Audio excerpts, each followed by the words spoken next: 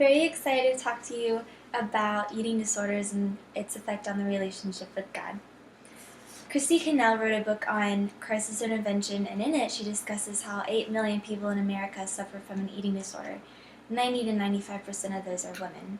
As Christians, it's important for us to be aware about how God feels about the way we value our bodies.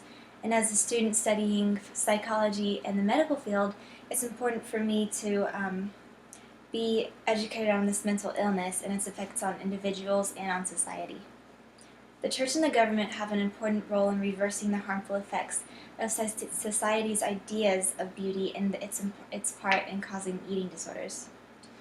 So today I'm going to discuss how to be educated on eating disorders and its negative impacts on relationship with God. So to do this, we're going to explore how God values our bodies, how eating disorders have a negative impact on our body and mind, and what the church and the government can do to reverse this epidemic. So we know that God values his rightful authority over our bodies as well as human life, and we learned that in our Albin textbook. 1 Corinthians 3:16 and 17 discusses how our bodies is the temple of God. The Spirit dwells in our bodies, and if we destroy God's temple, God will destroy us because the temple is sacred. We're to take care of our bodies by the way that we dress and the way that we eat. And the way that we take care of our bodies shows God how we value our bodies. And if we don't value it, then it's displeasing to the Lord. Eating disorders have a negative effect on the way that our body and mind works. The PBS website discusses different physical and mental effects of eating disorders on the body. Some physical effects include kidney damage, heart failure, intestine damage, esophagus ruptures, stomach ulcers, and so on. And mental effects can include a loss of relationships, loss of trust, low self-esteem, depression, and interference with the ability to work and go to school, and eventually suicidal thoughts and behaviors.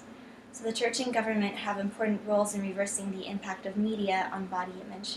The Nutrition Today Journal did a report on elementary school girls who read magazines. 69% of those girls answered that pictures influence their concepts of ideal body shape. 47% said that pictures make them want to lose weight. The government needs to take control of media's ads. The health risks posed on children and young adults are very dangerous because of the mental pressure placed on them by society. The church needs to emphasize a strong character and pure heart. This should be the definition of beauty, rather than an outward beauty strongly affected by culture. So we have learned that God values our bodies. Eating disorders are destructive to physical and mental health, and it's a threat to the temple of God and our relationship with him.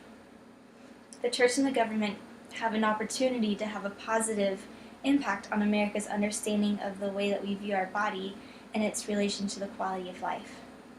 When we bring our focus to our hearts rather than our bodies, we get to experience life as God meant it to be experienced when he created us.